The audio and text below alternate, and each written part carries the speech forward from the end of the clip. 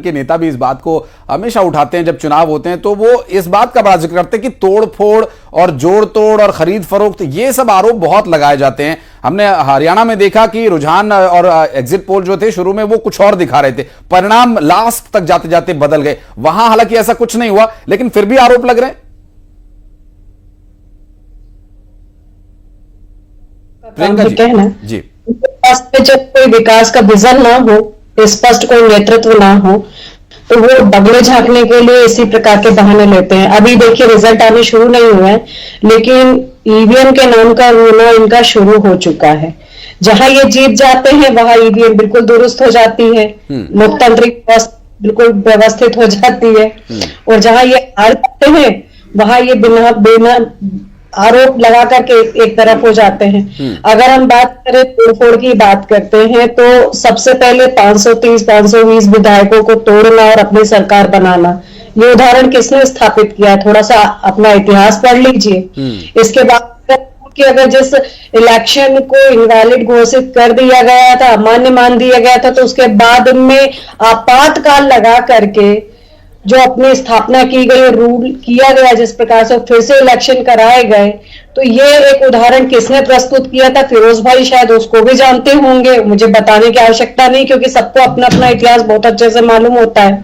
ठीक है, तो ये जो बातें जो खुद करते हैं और आज बात करने लग जाते हैं ईवीएम के नाम से रोने का, तो मतपेटियां जिस समय उड़ा ली जाती थी और मतपेटियां कचरे के डब्बे में जिस तरीके से मतपत्र मिलते थे, वो दिन भी नहीं भूले तो बेहतर होगा।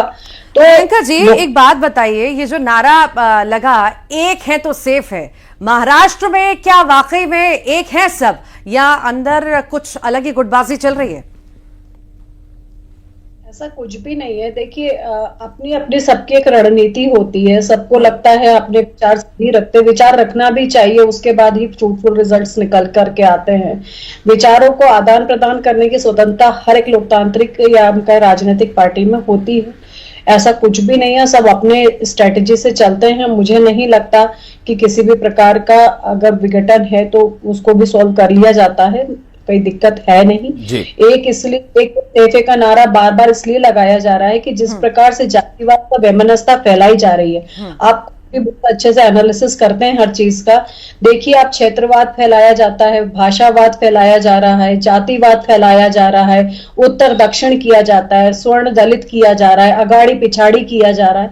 ये क्या एक अगर हम बात करें, अगर आज 2024-2025 में हम जब चल रहे हैं, तो इस प्रकार की चर्चाएं करना मुझे तो बिल्कुल निरर्थक लगता है कि इस प्रकार बांटा जाए। हमारा विजन होना चाहिए उन समस्याओं के ऊपर गौर करना जिसके कारण हमारे देश का नुकसान हो रहा है या राष्ट्र का निर्माण में परेशानी आ रही है। हमें आहूत करना चाहिए सभी युवाओं को, सभी नारी शक्ति को, जिससे अन्नदाता का भला करना चाहिए, जिसके कारण हमारे माननीय प्रधानमंत्री ने 4 वर्गों में लोगों को रखा भी, जिसमें उनकी कि अगर हम बात करें तो वो व्यक्ति जिसका कभी विकास नहीं हो गया, अंतिम व्यक्ति तक का हम लोग पंक्ति के अंतिम व्यक्ति तक जाएं और उसका विकास करें, या तो हम नारी करें जिनको किसी भी, और मैं नहीं कहती, ये बड़े बड़े दार्शनिक ने कहा है कि समाज का उत्थान करने के लिए दोनों वर्गों का उत्थान होना जरूरी है, चाहे पुरुष वर्ग हो चाहे महिला वर्ग हो।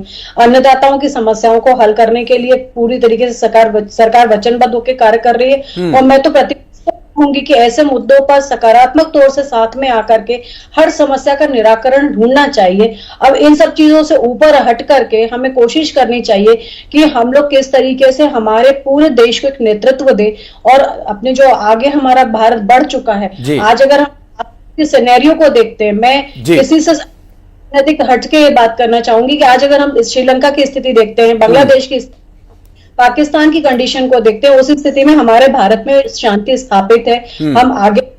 आज अगर हम बात करें तो एक वैश्विक, कांग्रेस के कई नेता प्रियंका जी आरोप भी लगा चुके हैं कि अगर केंद्र में यही सरकार चलती रही तो बहुत जल्द यहां भी हालात वैसे ही बनेंगे। हालांकि उसको बाद में अलग तरीके से पेश किया गया, सफाइयां भी पेश की गई, उस पर आरोप प्रत्यारोप भी चले, और इस बीच चर्चा को भी हम जारी रखेंगे। उत्तर प्रदेश का रुख करेंगे, जहां पर अब रुझान आने शुरू हो गए हैं, लगभग 3 सीटों पर रुझान सामने आ भी चुके हैं, जहां करहल में और इसके अलावा अन्य जो 9 सीटें कुल मिलाकर यहां पर की एक सपा के अभी खाते में जाती दिखाई दे रही, वहां पर बढ़त सपा के प्रत्याशी की है। तो इसके अलावा बीजेपी के भी एक जगह कैंडिडेट लीड करते हुए दिखाई दे रहे हैं। उत्तर प्रदेश में जहां भारतीय जनता पार्टी की सरकार है, वहां के उपचुनाव के जो अभी रुझान है, परिणाम है, वो अब धीरे धीरे सामने आना शुरू हो जाएंगे। राजस्थान भी लिए चलेंगे अपने दर्शकों को, और महाराष्ट्र और झारखंड पर तो नजर लगातार बनी ही हुई है, और मध्य प्रदेश और छत्तीसगढ़ का भी चर्चा करेंगे कि आखिर क्या यहां की जनता ने जनादेश दिया है। और एक रिएक्शन छोटा सा इस पर मैं फिरोज भाई सिद्दीकी से लेना चाहूंगा। फिरोज भाई, अभी जिस तरह की प्रियंका जी बात कर रही थी, वो मुद्दों की राजनीति, वो विशुद्ध मुद्दों की राजनीति का जिक्र कर रही थी,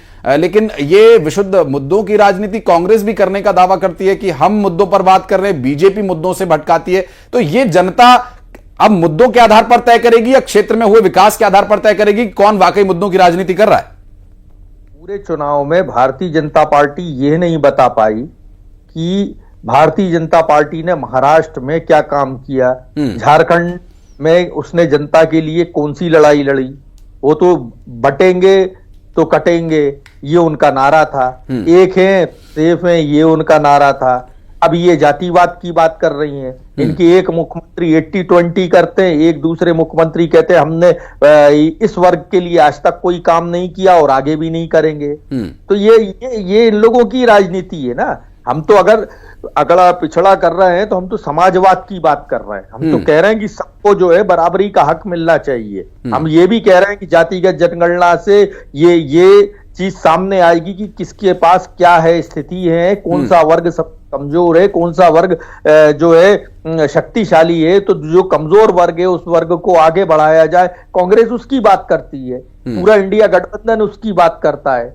भारतीय जनता पार्टी जो है, जो वैमनस्यता फैलाने के सिवाय, सांप्रदायिक बातें करने के सिवाय भारतीय जनता पार्टी ने किया क्या है? अभी वो बुलडोजर लेके घूमते थे, बुलडोजर की ये ना रैली निकाली करते थे, बुलडोजर का जो है बुलडोजर की लगा के सभाएं किया करते थे। सुप्रीम कोर्ट ने बता दिया कि किस तरीके से आपका संविधान में विश्वास नहीं है और आपकी संवैधानिक सरकारें जो है वो क्या काम करती हैं, और इनके झूठ भी उजागर कर दिए। इनके अधिकारी जाके सुप्रीम कोर्ट में कुछ बोल रहे थे और यहाँ जमीन पर इनके नेता कुछ और बोलते थे, तो वो भी सामने आ गया जनता के।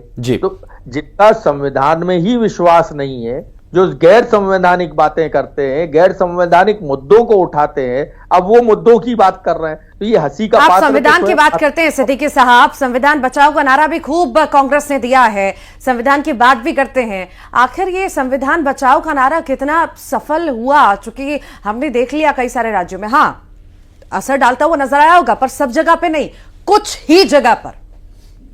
इस बार भी लग रहा है आपको